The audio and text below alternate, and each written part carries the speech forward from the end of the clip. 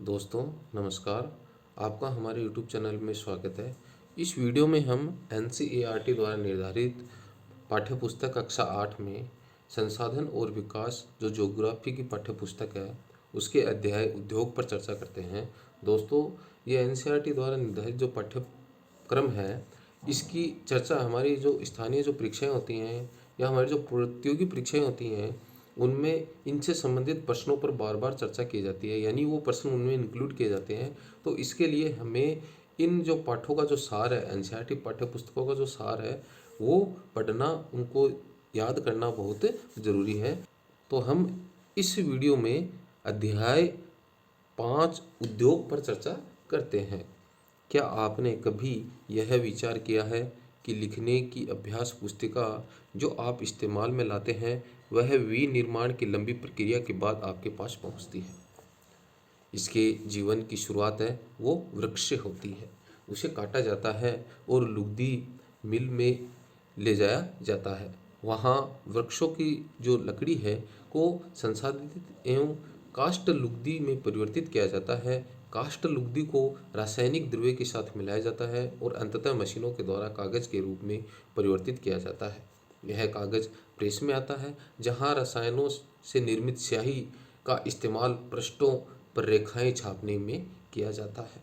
इसके उपरांत पृष्ठों को अभ्यास पुस्तिका के रूप में बांधकर व पैक करके बिक्री के लिए बाजार में भेज दिया जाता है। अंततः यानी अंत में यह आपके हाथों में पहुंचती है। द्वितीय क्रियाकलाप या विनिर्माण, इसके संदर्भ में हमने पिछले पाठ में चर्चा की थी कि जो द्वितीय क्रियाएं होती हैं, प्राथमिक क्रियाएं, द्वितीय क्रियाएं और तृतीय क्रियाएं यानी आर्थिक क्रियाएं, इनकी चर्चा पिछले पाठ में की थी। दोस्तों, ये जानने के लिए आप पिछले पाठ की जो वीडियो है उसको देखें।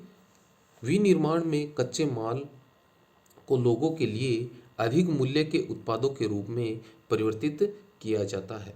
जैसा कि आपने देखा, लुगदी के रूप में और कागज अभ्यास पुस्तिका के रूप में ये विनिर्माण प्रक्रिया के दो चरणों को प्रदर्शित करते हैं। उद्योग का संबंध आर्थिक गतिविधि से है जो कि वस्तुओं के उत्पादन, खनिजों के निष्कर्षण तथा सेवाओं की अवस्था से संबंधित है।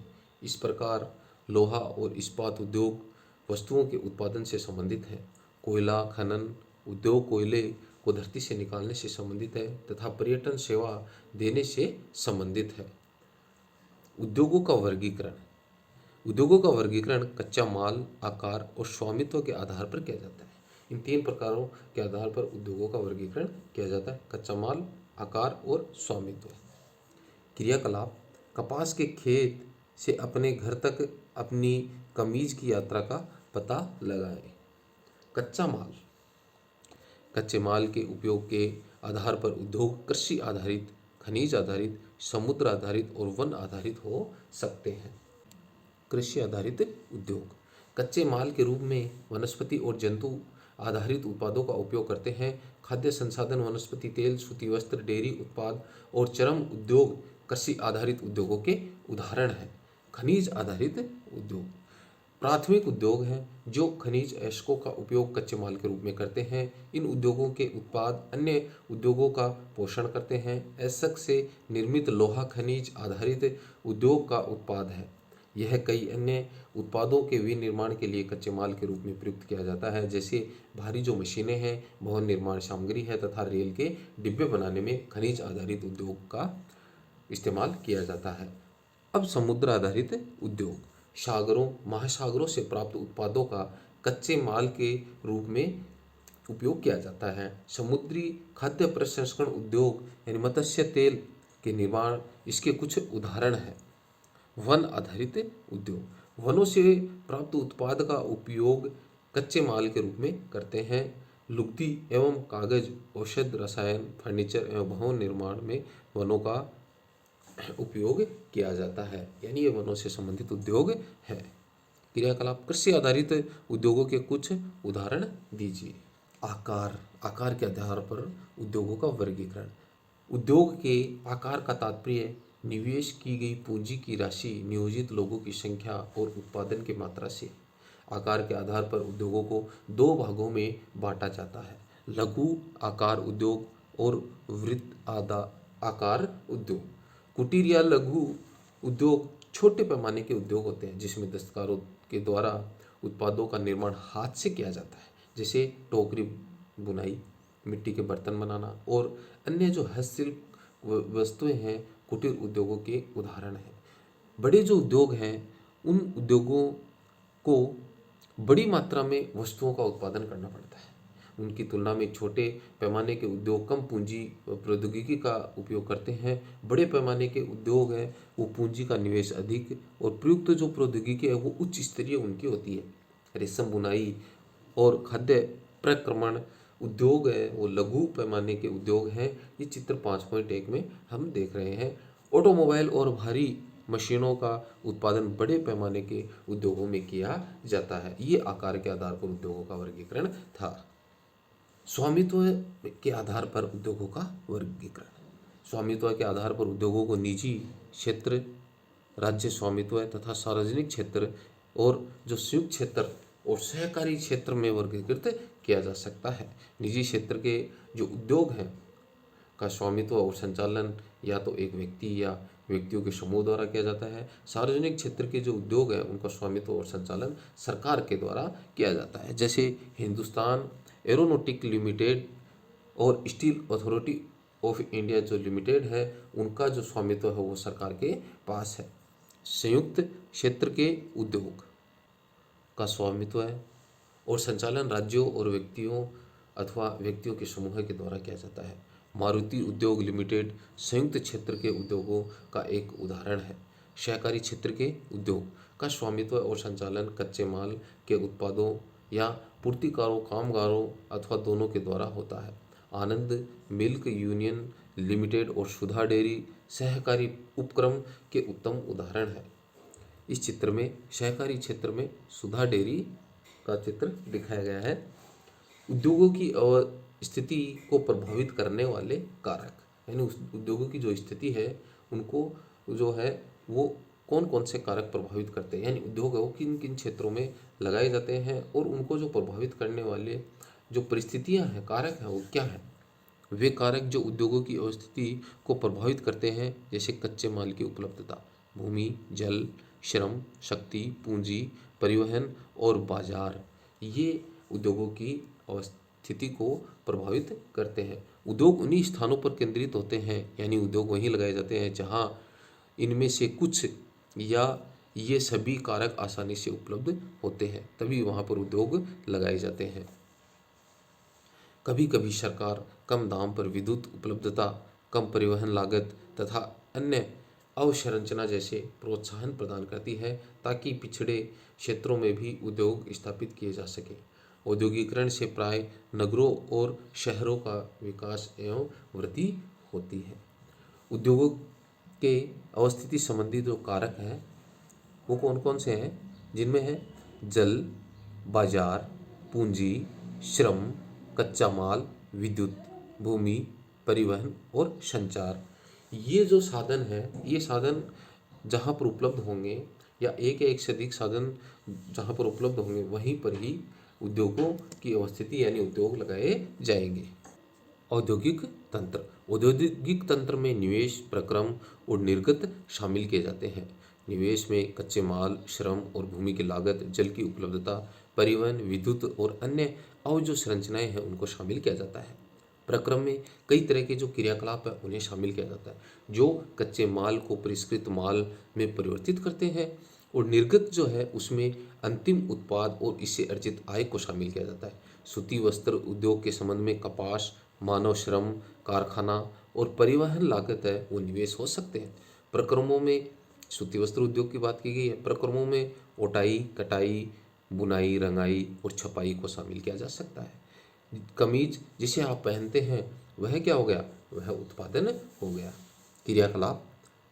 चमड़े के जूते के विनिर्माण में शामिल निवेश, प्रक्रम, निर्गत को ज्ञात करें। जिस प्रकार से हमने सूती वस्त्र उद्योग के संदर्भ में जाना कि उसके प्रक्रम, निवेश और निर्गत क्या हो सकते हैं, उसी प्रकार चमड़े के जो जूते बनते हैं उनके विनिर्माण में जो शामिल किए जाने वाले निवेश, प्रक्रम और निर्गत है, आप उनके बारे में जानकारी प्राप्त करें।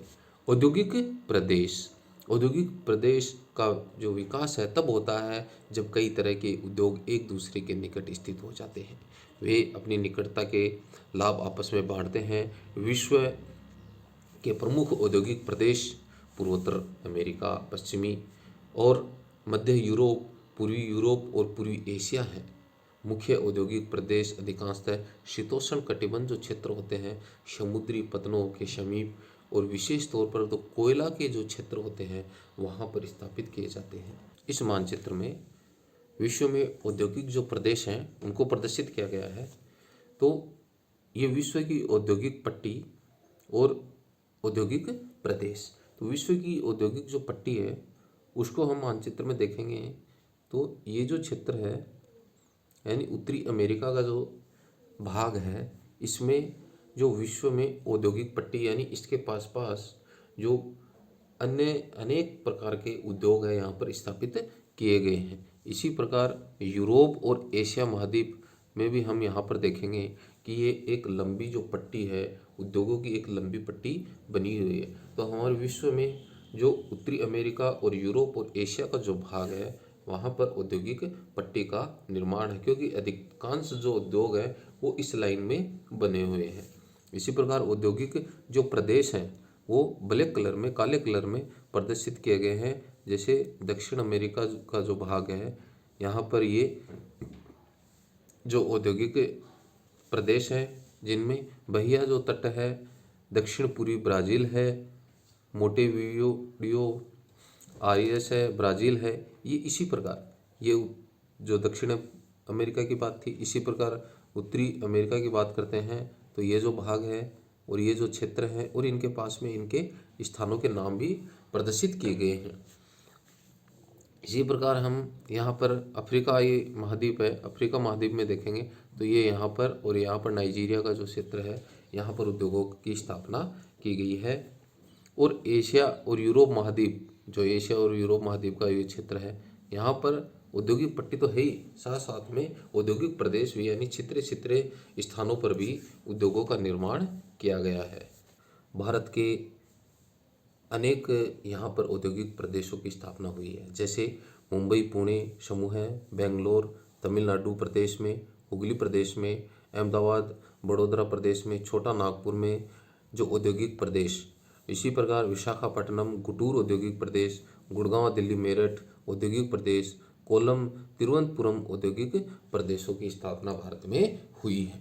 औद्योगिक विपदा, उद्योगों में दुर्घटना विपदा मुख्य रूप से तकनीकी विफलता या संकट उत्पन्न करने वाले पदार्थों के बेहतरीन उपयोग के कारण घटित होती है।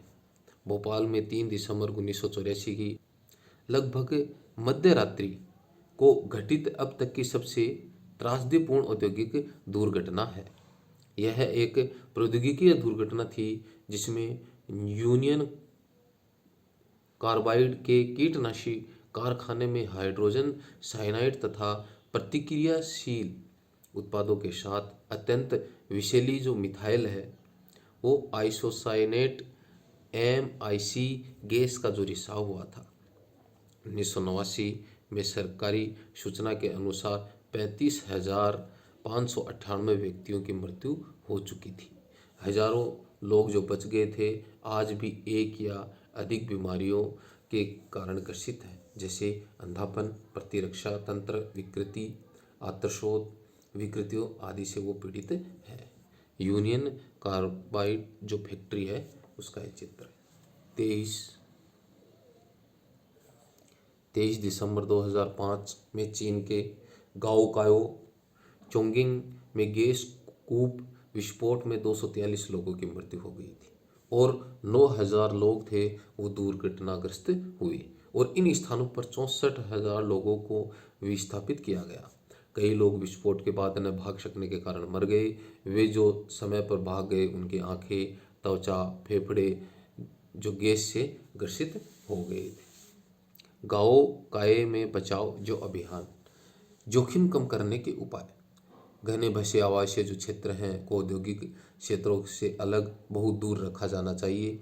उद्योगों के समीप बसने वाले लोगों को दुर्घटना होने की स्थिति में विषैले या खतरनाक पदार्थों के संग्रहण और उनके संभव प्रभावों का ज्ञान होना चाहिए। आग की चेतावनी और अग्निशमन की व्यवस्था को उन्नत किया जाना चाहिए।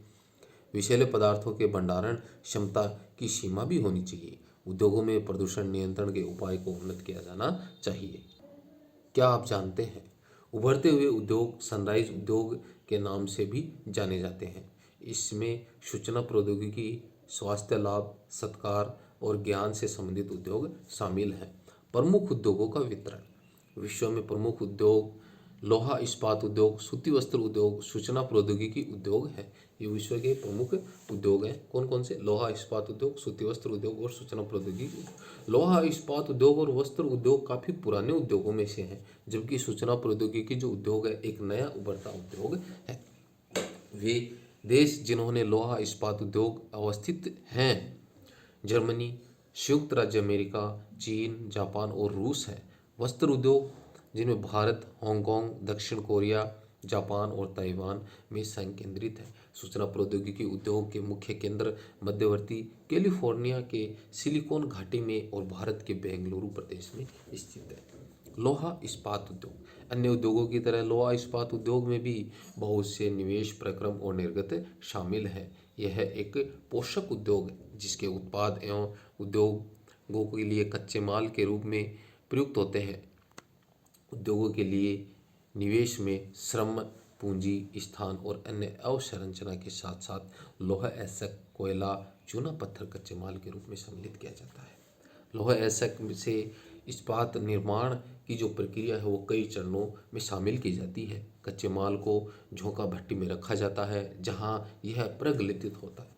ये चित्र 5.6 में इसकी चर्चा करेंगे। इसके बाद यह परिशोधित होता है।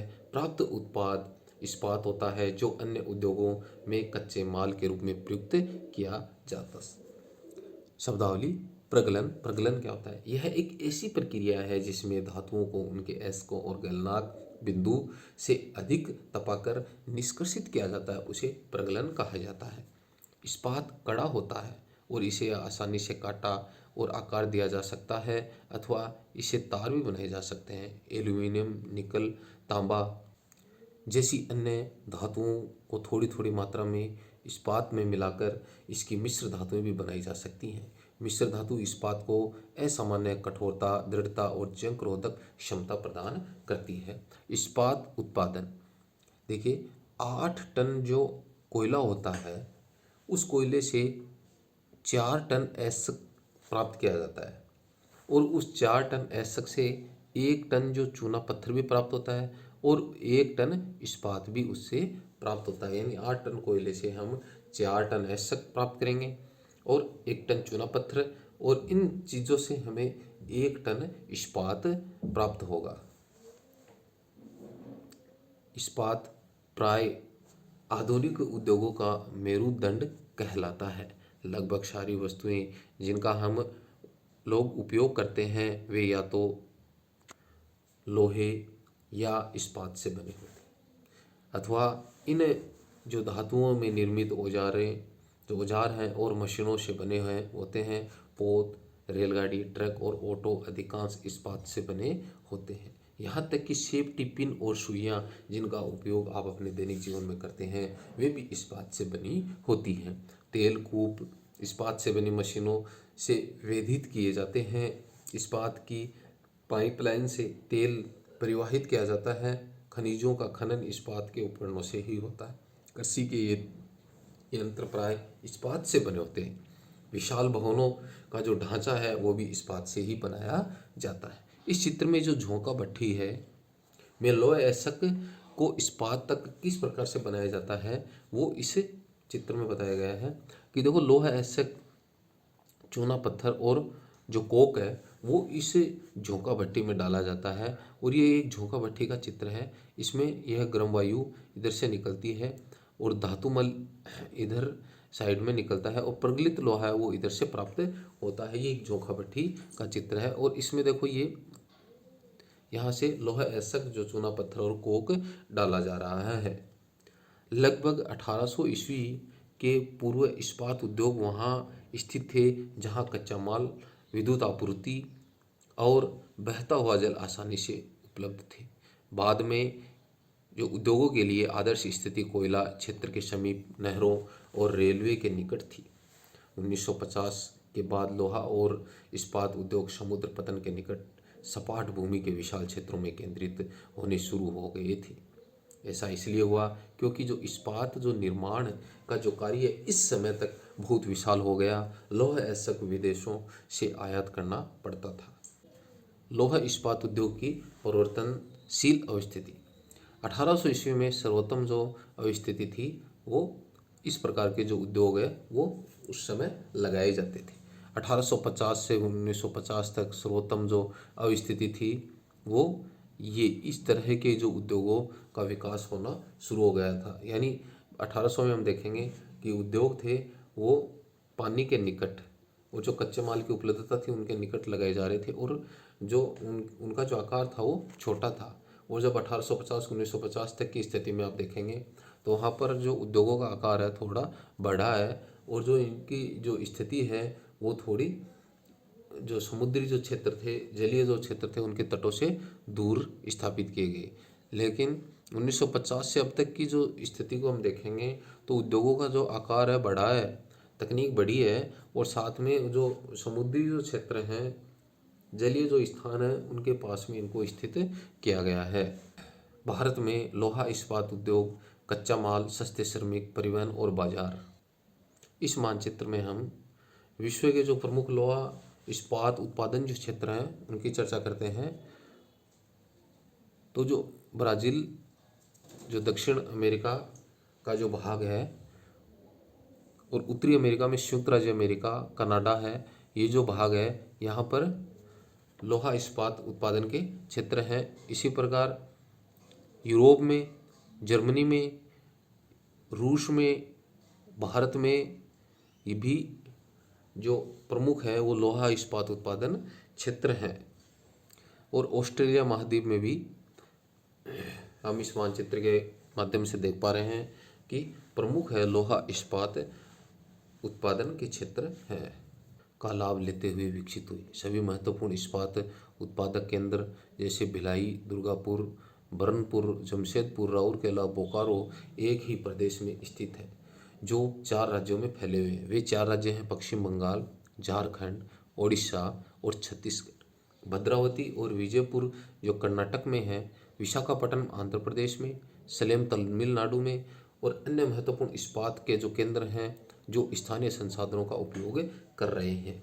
जमशेदपुर 1947 से पूर्व भारत में केवल एक इस्पात का कारखाना था, Tata iron and steel company limited TISCO.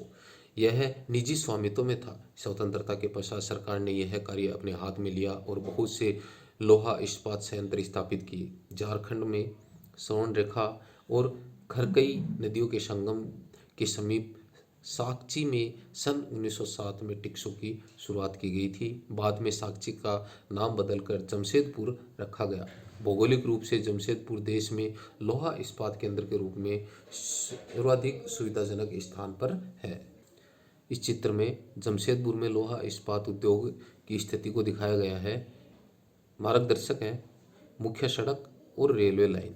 ये जो रेलवे लाइन टाटा नगर जो रेलवे स्टेशन है, ये टाटा नगर रेलवे स्टेशन, टाटा इस्पात का जो कार्य है वो यहाँ पर किया जाता है। यह सुवर्ण रेखा नदी है जो यहाँ से प्रवाहित होकर के और ये यहाँ से गुजर रही है। ये आदित्यपुर और खरकाई नदी का जो भाग है, यहाँ हम इसमें देख पा रहे हैं कि जो नदी है उसके जो टाटा नगर है उसके चारों तरफ से ये नदी गुजर रही है और इसके बीच में जो ये पूरा जो इस्पात जो टाटा जमशेदपुर जो लोहा इस्पात जो उद्योग है वह स्थापित किया गया है, जहाँ पर टिल्को कॉलोनी, टिल्को ट्यूब्स मंडल, गोल्फ कोर्स, ये जो साकची जहाँ पर सर्वप्रथम ये लोहा इस्पात उद्योग स्थित किया गया था। जमशेदपुर हवाई अड्डा यहाँ पर बना हुआ है। ये यानी इस चित्र के सहायता से हम देख पा रहे हैं कि किस प्रकार से ये टाटा नगर की स्थापना यहाँ पर की गई थी। आओ कुछ करके सीखें एटलस की सहायता से भारत में कुछ लौह इस्पात उद्योग खोजें। भारत के रूपरेखा मानचित्र पर उनकी स्थिति को चिन्हित करें। साक्ची को कई कारणों से इस्पात संयंत्र स्थापित करने के लिए चुना गया। वह स्थान बंगाल नागपुर रेल मार्ग पर काली माटी स्टेशन से मात्र 32 किलोमीटर की दूरी पर स्थित।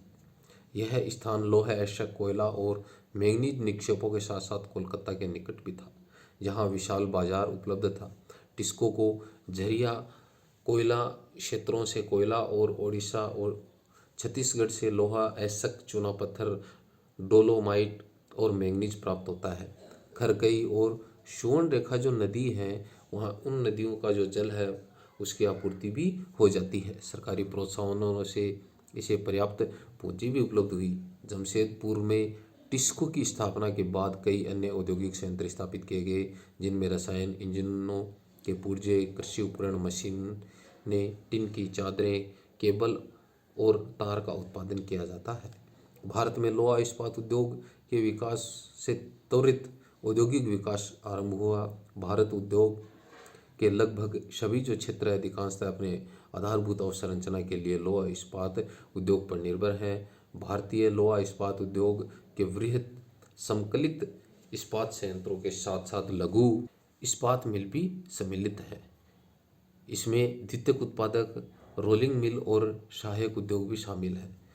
पीटर्सबर्ग यह संयुक्त राज्य अमेरिका का एक महत्वपूर्ण इस्पात नगर है। पीटर्सबर्ग के इस्पात उद्योग को स्थानीय सुविधाएं उपलब्ध हैं। कच्चा माल जैसे कोयला पीटर्सबर्ग में ही उपलब्ध है, जबकि लोहा एशक मिनेसोटा की लोहे की जो खाने हैं वहाँ से प्राप्त होता है।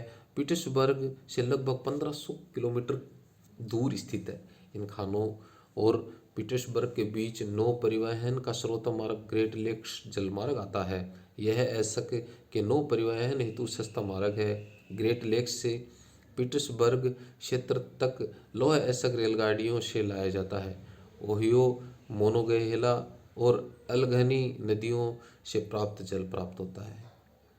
आज पीटर्सबर्ग में बहुत कम बड़ी इस्पात मिल है। ये मिल पीटर्सबर्ग के ऊपर मोनोगहेला और अल्गनी नदी की घाटियों से में तथा पीटर्सबर्ग के नीचे ओहियो नदी के सहारे स्थित है। परिष्कृत जो इस्पात है स्थल और जल दोनों मार्गों द्वारा बाजार में भेजा जाता है। क्या आप जानते हैं ग्रेट लेक्स के नाम से सुपीरियन, ह्यूरन, ओटारियो, मिशिगन और ईरी है। इन जो 5 झीलों में से सुपीरियन झील है वो सबसे बड़ी झील है, जो अन्य की तुलना में उच्च ऊर्ध्व प्रवाह पर स्थित है। पिट्सबर्ग क्षेत्र में इस्पात मिलों के अतिरिक्त अन्य कारखाने भी हैं। ये रेल पटरी उपकरण और भारी मशीनों के उत्पादन में इस्पात का प्रयोग कच्चे माल के रूप में करते हैं। शब्द उत्पत्ति। शब्द टेक्सटाइल लैटिन के टेक्सीरिये से व्युत्पन्न किया गया है, जिसका अर्थ होता है बुनना। सूती वस्त्र उद्योग। धागे से कपड़े की बुनाई एक प्राचीन कला है। कपास, ऊन, सिल्क, जूट और पटसन का प्रयोग वस्त्र निर्माण में किया जाता है। उद्योग में लाए गए कच्चे माल के आधार पर वस्त्र का वर्गीकरण किया जा सकता है। रेशे वस्त्र उद्योग के लिए कच्चे माल है। रेशे प्राकृतिक या मानव निर्मित भी हो सकते हैं। प्राकृतिक रेशे ऊन, सिल्क, कपास, लिनन और जूट से प्राप्त किए जाते हैं। मानव निर्मित रेशों में नायलॉन, पॉलिएस्टर, एक्रिलिक और रेयॉन को शामिल किया जाता है। सूती वस्त्र उद्योग विश्व के प्राचीनतम उद्योगों में से एक।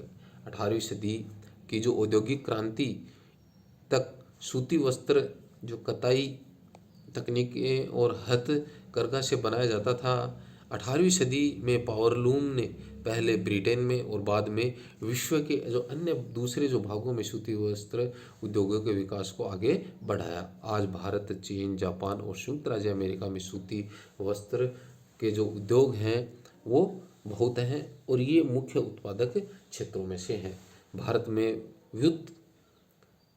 में अत्युत्तम गुणवत्ता के सूती वस्त्र उत्पादन करने की गौरवपूर्ण परंपरा रही है। ब्रिटिश शासन से पूर्व हाथ से कते और हाथ से बुने हुए वस्त्रों का एक विस्तृत भारतीय बाजार था।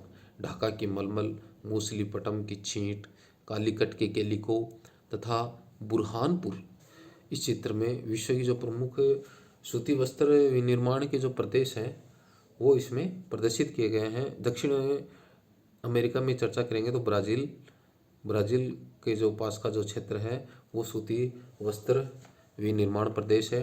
उत्तर अमेरिका में भी सूती वस्त्र के प्रदेश हैं। इसी प्रकार एशिया महाद्वीप में सूती वस्त्र उद्योग के और यूरोप महाद्वीप में भी सूती वस्त्र उद्योग हैं। यानी यहाँ पर सूती वस्त्रों का जो विनिर्माण किया जाता है, सूती वस्त्र उद्योग यहाँ पर पनप रहे हैं। सूरत व बड़ोदरा के सुनहरी जरी के काम वाले सूती वस्त्र गुणवत्ता और डिजाइनों के लिए विश्वविख्यात थे, लेकिन हाथ से बने होने के कारण सूती वस्त्र का उत्पादन महंगा और बनने में अधिक जो समय लेता था। इसलिए परंपरागत सूती वस्त्र उद्योग पश्चिम में नए वस्त्र मिलों से प्रतिस्पर्धा नहीं कर सका, जो सस्ते व अच्छी गुणवत्ता वाले वस्त्रों का निर्माण यंत्रीकृत औद्योगिक यूनिट में करते थे। पहली सफल यंत्रीकृत वस्त्र जो मिल मुंबई में 1854 में स्थापित की गई थी। पोषण, आर्द्र जलवायु, मशीन आयात के लिए पतन, कच्चे माल की उपलब्धता और दक्ष श्रमिक इस प्रदेश में इस उद्योग के द्रुत फैलाव में सहायक रहा। प्रारंभ में यह उद्योग महाराष्ट्र और गुजरात के अनुकूल आर्द्र जलवायु के कारण पनपा, लेकिन वर्तमान में आर्द्रता कृत्रिम रूप से उत्पन्न की जा सकती है और कच्ची कपास से शुद्ध होती है एवं वस्त्र उत्पादन प्रक्रिया में इसका वजन कम नहीं होता। इसलिए यह उद्योग भारत के विभिन्न भागों में फैल गया।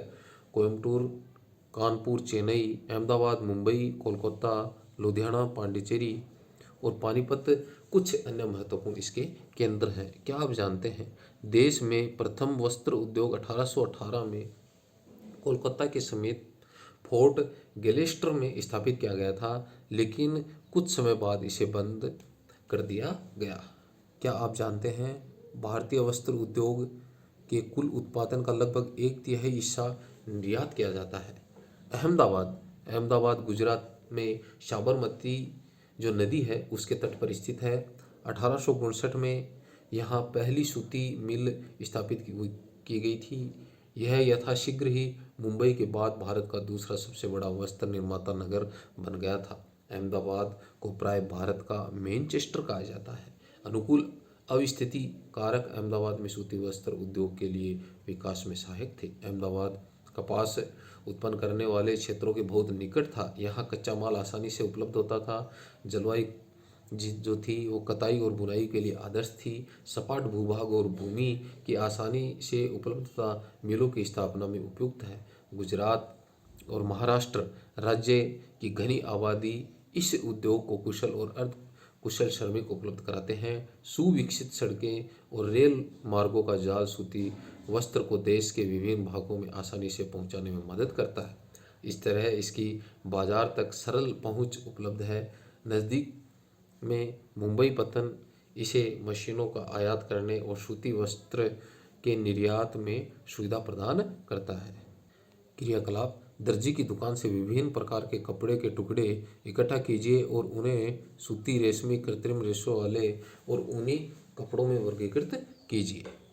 परंतु हाल के वर्षों में अहमदाबाद की जो सूती मिलों को कुछ जो समस्याएं हैं उनका सामना करना पड़ा है। बहुत से वस्त्र मिल बंद हो चुके हैं। देश में नए वस्त्रों का विकास और अहमदाबाद की मिलों में मशीन प्रौद्योगिकी का नवीकरण न होना इसका प्रमुख कारण है। ओसाका जापान का एक महत्वपूर्ण वस्त्र निर्माण का केंद्र है। यह जापान का मैनचेस्टर कहा जाता है। ओसाका में सूती वस्त्र उद्योग का विकास कई भौगोलिक कारणों से हुआ है। ओसाका के चारों ओर का विस्तृत मैदान सूती वस्त्र मिलों के विकास के लिए आसानी से भूमि की उपलब्धता सुनिश्चित करता है। पोषण, आर्द्र जलवायु कताई व बुनाई के लिए बहुत ही उपयुक्त है। योडो नदी मिलों के लिए पर्याप्त जल उपलब्ध कराती है। श्रमिक आसानी से मिल जाते हैं। पतन की अवस्थिति कच्चे कपास को आयात करने और वस्त्रों के निर्यात और सुविधा की उपलब्धता कराती है। ओसाका का वस्त्र उद्योग पूर्णतः आयातित कच्चे माल के ऊपर निर्भर है। कपास मिस्र, भारत, चीन और यूएसए से आयात की जाती है। परिष्कृत उत्पाद अधिकांश निर्यात किया जाता है। उच्च गुणवत्ता और कम मूल्य की वजह से उसका एक अच्छा बाजार है। यद्यपि देश का यह है एक महत्वपूर्ण उद्योग है, लेकिन हाल ही में ओसाका कि जो सूती वस्त्र उद्योगों का स्थान अन्य उद्योग लौह इस्पात, मशीनरी, जहाजरानी, ऑटोमोबाइल्स, विद्युत उपकरण और सीमेंट लेते जा रहे हैं। आओ कुछ करके देखें। विश्व के रूपरेखा मानचित्र में उन स्थानों को चिन्हित कीजिए जो ओसाका सूती वस्त्र उद्योग को कच्चा माल प्रदान करते हैं। दोस्तों, नेक्स्ट वीडियो में हम इसके पाठगत प्रश्न, इसका पाठसार और महत्वपूर्ण जो फैक्ट्स हैं, तथ्य हैं, उन पर चर्चा करेंगे।